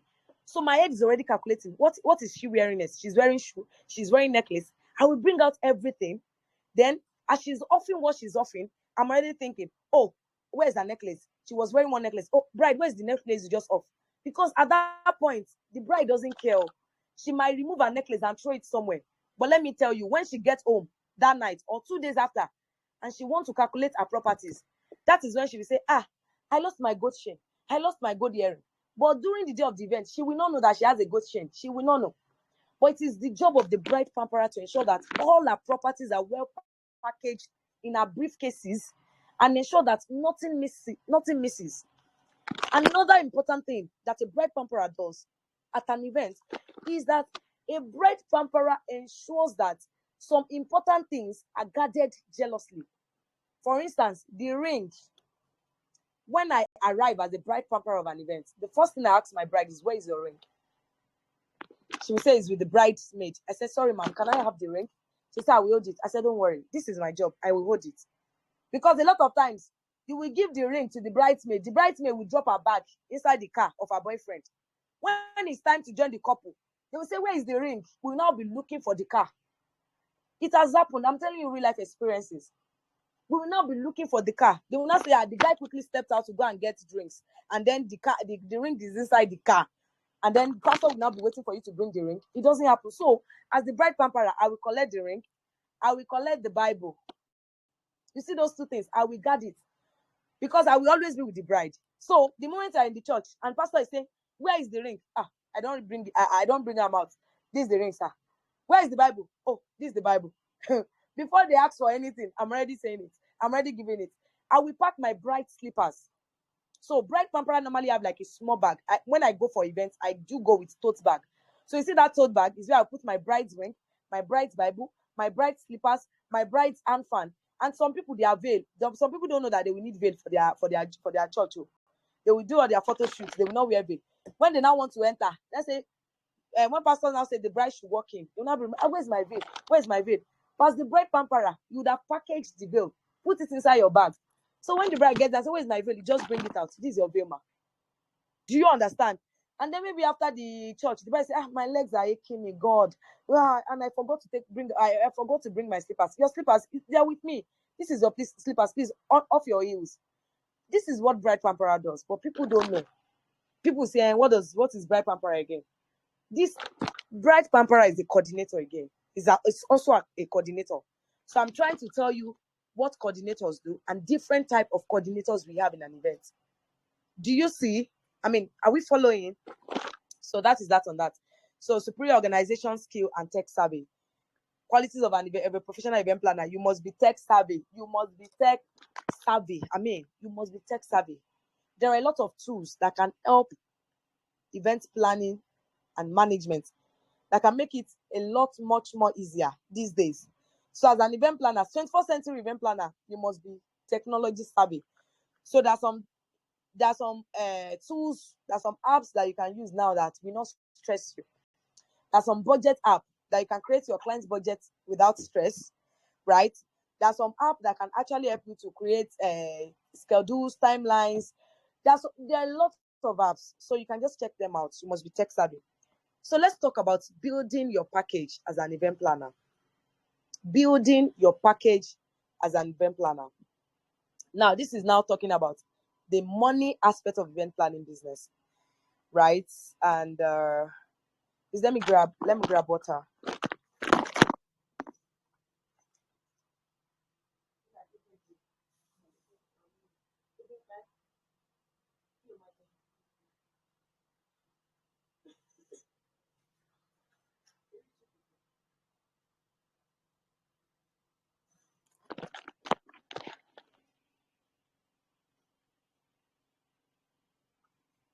Okay, sorry.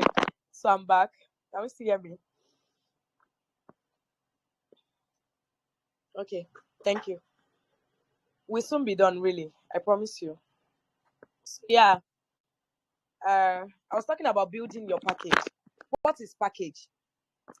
Have you seen some professional event planner? They will tell you that I have gold package, I have silver package, I have jubilee package, I have bronze package. That is what package is, right? So package as an event planner is when they ask you that how do you charge? How much is the charges?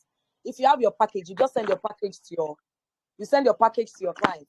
Oh, this is my package, ma'am. And then they will go through the packages and say, oh, I think I will go for the bronze package, right? Now, in your package, you will have the list of the things you do in your package. You have the list of the services you are rendering per package. For instance, now, if you have a package of 300K, it is not the same services you are rendering for a package of 300K that you will render for a package of 200K or 100K. It is different, right? So that is what packages is. When you have a package, event planning package, it's your package is just to suit different type of clients that we have. We have different type of clients and we have different pockets and different budgets. So you have different package for different kind of clients, right? Based on the level, based on the services you will be rendering. So when a client reaches out to you and they say, I would like to book you for our event, how do you charge it? How do you charge? You will not be looking lost like, should I say 10K? Should I say 100K? Should I say 50K? No, you're a professional and you act like one. The first, thank you so much, ma'am, for reaching out. I will share you our package right now so that you can see what our package looks like and the list of services we're going to be rendering under each package. So you let us know which package you'll be going for so that we can know when to start work, right? You send your package to them. When they see the package, they see the list of services you'll be rendering.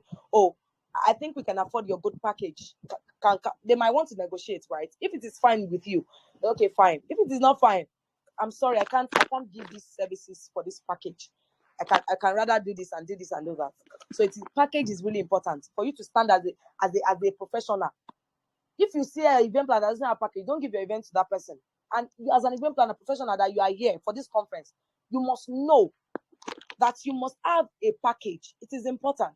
Now, before you can build your package, it is important to know the different type of clients that we have. We have different type of clients, right? So I write here that I always advise you have different types of packages with the list of your services to accommodate the different types of clients you might have. I have 4 type of clients here, and you will agree with me. You see, all the clients we'll be having in this life, they are under this 4 category. Under this 4 category, they will be either one or both, or they will shall be there. The number 1 is the open budget client. You see, this open budget client, they have no idea of exactly how much they want to spend. They just know what they want. They just know that what they want has to be of good quality, and they do not mind paying for it. These are open client budgets. See this kind of budget, this kind of client, they used to have money. In their mind, they don't have budgets, but they know what they want. Do you get? They don't really have budgets. They will tell you that some people even tell that budgets will limit them. But they know what they want. They want quality. They want premium, and they do not mind paying for that premium. So when you ask them what is your budget, they might tell, no, I've worked with a client before that says, really, I don't really have a budget. I don't want budget to limit us, but I know what I want. In that, you then ask them, so what do you want? Some people have mood board. You will be surprised. Some clients, they already have mood board of what their wedding should look like. When you see it, after engaging with them, you know that it's luxury vendors that these people want. And when you search for luxury vendors for them, they will not deny. They are willing to pay for it because they have the money. We call them open budget clients. The second one is the premium client. Now, the premium client, even though they want a classy event, they will still negotiate on the prices you present. They want the event that will be the talk of town, that will trend, and they want you to justify every kobo. You see this kind of client, They want a classy event, but they will still negotiate the prices you present. They want to trend, they want to be on Bella Ninja, but they go still negotiate your prices. These kind of clients, since you already know that this is the kind of client they want, after having discussion with them, there's a way you should be able to size up your clients as an event planner. That is why you should have a good communication and interpersonal skills. You will size them, look at them, you will gauge them. This person does not really, this person, okay. So when you know, you now say, if you know that this person is the kind of person that wants this and this, and then she's going to be pricing it unnecessarily, you can now know how to like bring, this DJ is a premium DJ, is going to be collecting 600K. Even though you know that the DJ will be collecting like 450K, they will not say, oh, that is a lot. Can the DJ do 450K? You see this kind of client, they still have money, they have money, but they will just still price. They want you to make account of every kobo you spend. You see the difference between these people and the open budget clients is that they are not really bothered about the money in that sense. They have the money, they are willing to spend, right? But you see this premium client, I don't even know why I'm calling them premium. But premium is, they want to trend. They actually have the money too, but you must account for every money you are spending. And they want to know how you are spending the money, and they will price you, even though they have the money. They might still end up paying, but they will price you, right? That is another different kind of, that is another type of client. The third type of client is the average client. You see this one, they just want to have fun without stress at their events, but they will not break their bank for it. We call them average clients. You see, there are some couples that you see this party, I don't want a Bella Ninja party. I just want to have fun. I want an event that will be memorable, that will be fun, that will give me good experience. But please, 6 million naira is my budget, and I'm not willing to go beyond that. Their average budget. The average client, they don't stress people. They know their budgets. They are not willing to go beyond their budget, and they are just willing to have fun. They don't really want premium clients in that sense. Premium vendors. They don't want celebrity vendors like Shegun Johnson. They don't care because they are not ready to like be the talk of the town. But they just want something that is fun. memorable, classy, and still okay. And they don't want you to offshoot their budget. So that's why we call them average clients. There is the fourth client, the low-cost clients. You see this set of people, they are the most stressful kind of clients. They can be your most difficult clients. Do you know why? They don't have money, but now them, they want the most expensive kind of events. Now them want decoration that has glass. As you're working on it, you'll be seeing yourself. They want everything. They want the latest decor. They want the latest. They want the most trending MC to come to their event, but they are not willing to pay. You see this kind of clients. They can stress your life. In fact, if you're having this kind of client alone, you can decide not to do event planning because of them, because they can be really stressful. I say here that they want a lion, but they can only afford a cat, and that is the truth. They want a lion, but they can only afford a cat. Now, it is important that you know the category. I said here that understanding the category your client falls into from the first meeting will help you discern how to price them and how to negotiate them. Do you understand? So from the first discussion you have with them, you must be willing and you must be able to like size up your clients to know the kind of category they fall into. So when you know, you must have known, this kind of package, this kind of package. So now, after having the understanding of this type of clients that we have, you will now go ahead to create your package to suit different clients. Do you understand? So when any of this category comes to you and they're like, we want you to plan our wedding, and so you just send them the package, and then they will pick what suits them.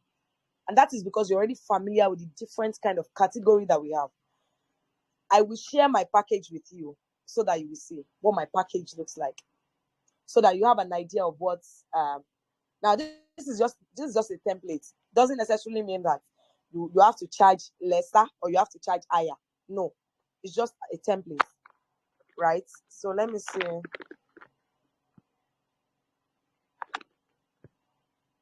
Okay, now look at it. Can we see my screen? I have moon events and ushers wedding packages. I have diamond package of 250K. I have emerald package of 150K. And I have ruby package of 70K. Now, see the services I'm rendering.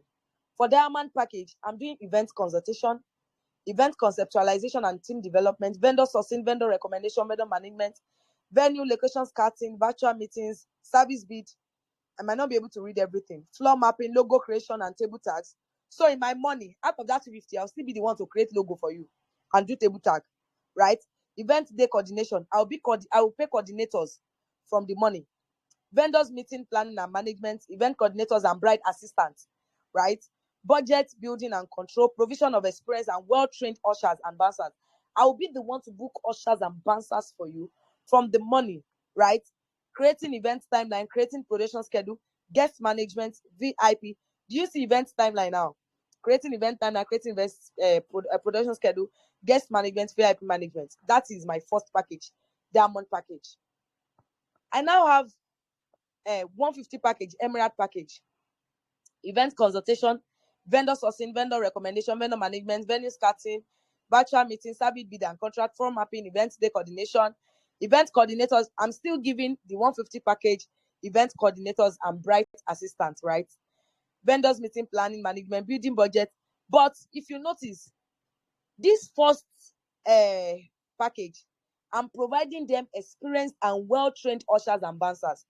But you see this second package, I know they give them ushers and bouncers, because you cannot pay 150K and you're still expecting me to give you ushers and bouncers. You will have to pay for your ushers and your bouncers yourself, right? This one, I know they create logo for them and table tags. The first one, I create logo and table tags. But this one, you will create logo and table tags by yourself. Are you getting it? By yourself, you create logos and table tags by yourself. I'm not creating logo and table tags for you. Because do you know how much it takes to create logo? Logo is 7.5. Number one, presently, if you want to create logo with Elizabeth Roots, it's 7.5. Now, if I want to do table tags at least will cost you nothing less than 400 each. That is if you are doing the flexible. So if you are using like 20 tables, 400 times 20, that is 8,000 naira. Do you see? That is a lot of money, right? But couples don't know. So when they look at it, they say, okay, I think I want this 150 package. No problem. Pay me 150. But you see all of those things, when you are done, you still use your money to do them. And when you do them, calculating them, it is still like amounts to like the 250K you didn't want to pay in the first place. But if that is what you want, that's okay. Because I won't do what will not pay me as well. Right? So that is the 150K package, right? Then I have the last package. This is Rubika package, 70K. This one is event consultation, vendors management, 2 virtual meeting, service bid and contract, floor mapping. Now, you see this 70K package is more or less like a coordinator package. You can see that I'm not creating timeline in this package. I'm not creating, I'm creating production schedule, right? Because I'm coordinating on that day. But I am not creating event timeline. Remember, event timeline is mostly for planner. So I believe, and I'm assuming that if you are contracting me for this Ruby package, that means I'm not the one planning your events. You are probably just bringing me in as a coordinator.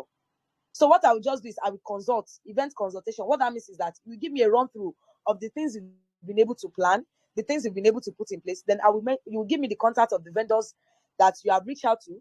Then I will manage your vendors for you. I would give you just 2 virtual meetings. And the virtual meetings is to collect updates on the things that you have done and then to tender what I will be doing. Then service bid and contract management. What that means is that I will follow up on the contracts that you have made with the vendors you've contracted, right?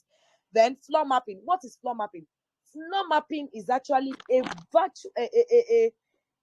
virtual representation of what the all arrangements will look like on the day of the event. That is what we call floor mapping.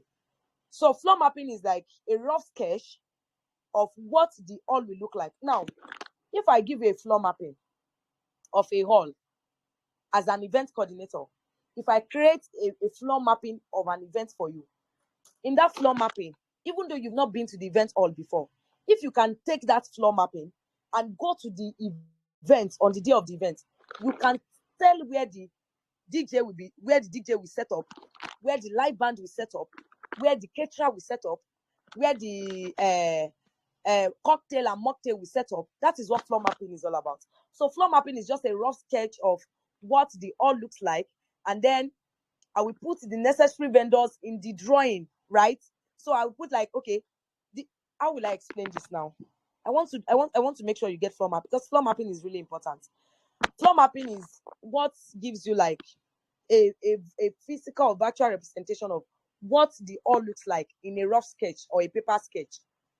So it's like you are drawing the hall, but in your floor mapping, you already allocated the space for DJ, you already allocated the space for live band. So if you can send your floor mapping to your live band, and your live band has never been to the hall before, if your live band, if you are a good event planner and your floor mapping makes sense, the day your live band is arriving on the or in the event hall, he already knows where to set up as the live band without any controversy.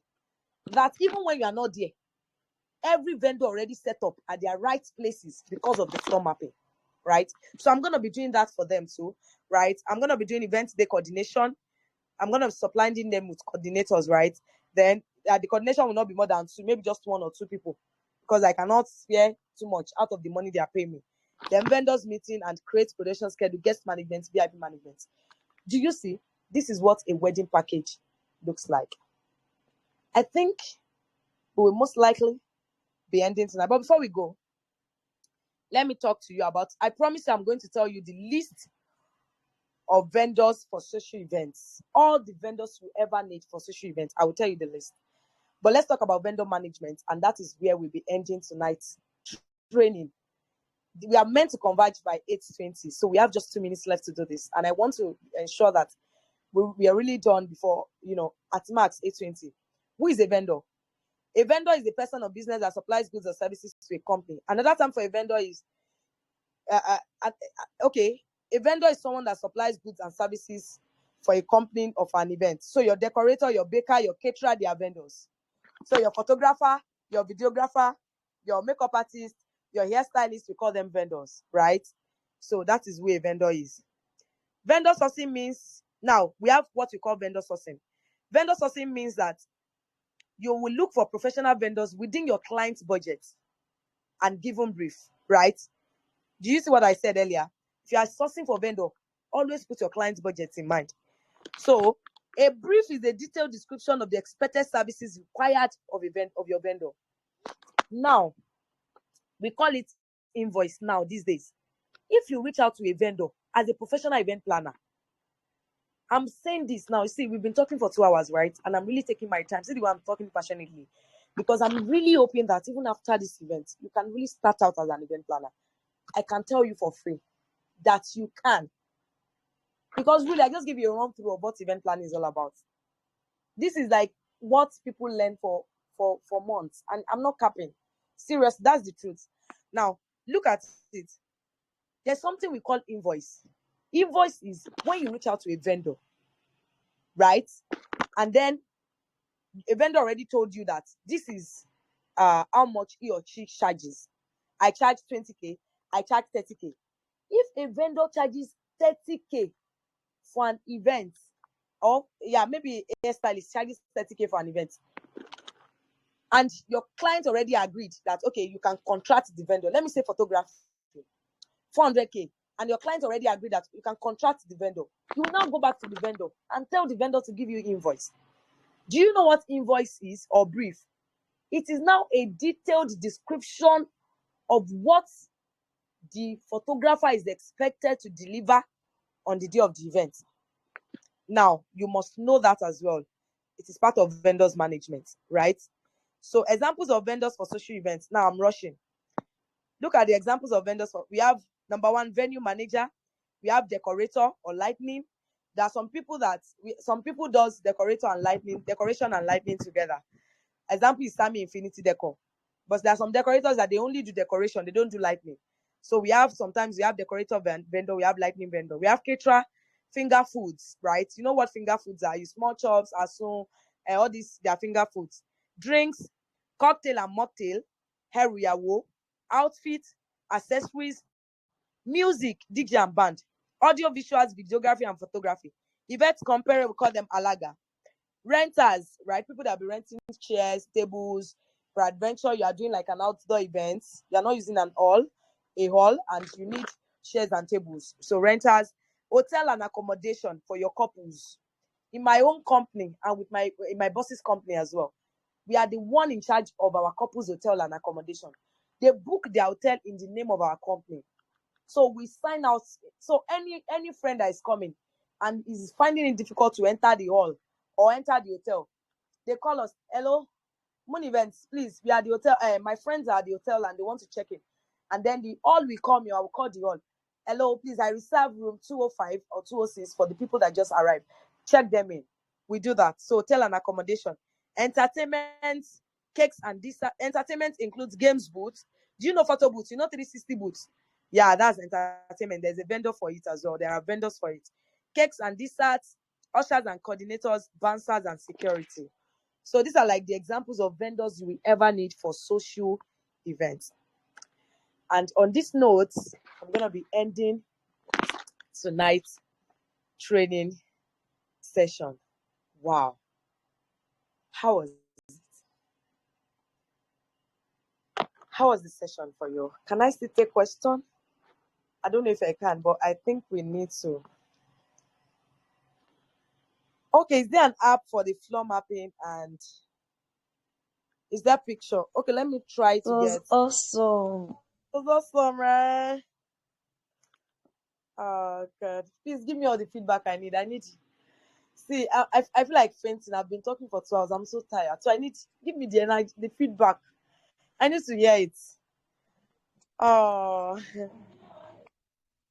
did you guys journal? Did you jot anything down? Did you screenshot? I was hoping that there were some stats. I was screenshotting as I was talking. I was hoping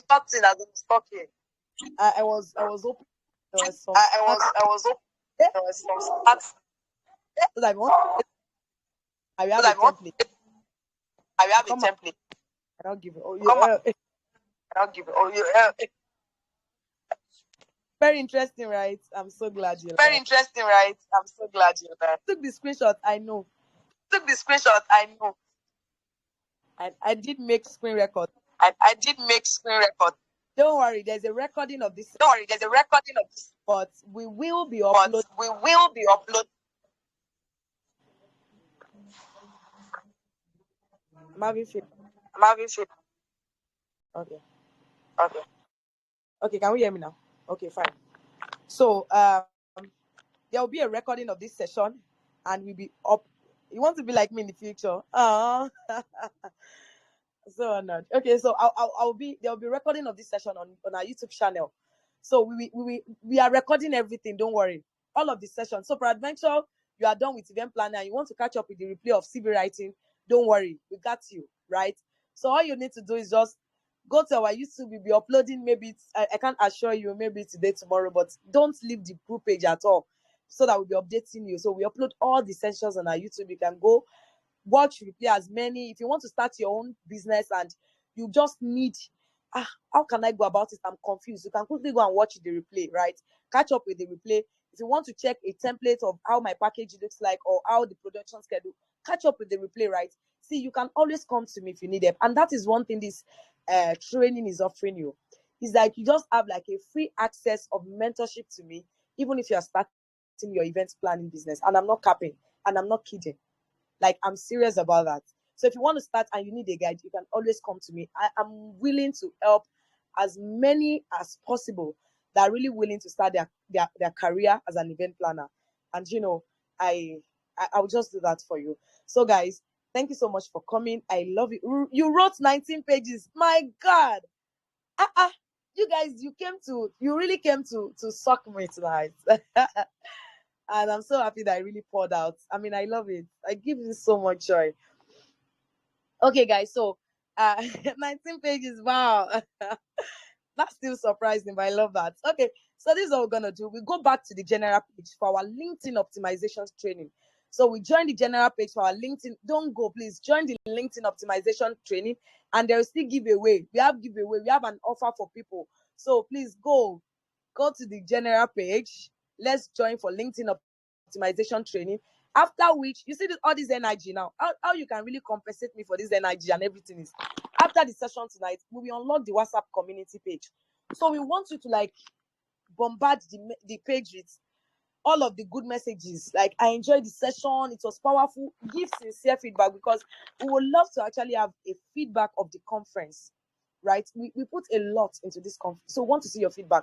So you can do that for us on the WhatsApp group page. We would really love to see it. So guys, I will end the call now, and please let us converge back at the general page. I love you, and I'm so glad to have done this with you tonight. Thank you. I celebrate and appreciate you. See you on the main page. Okay, and video chat.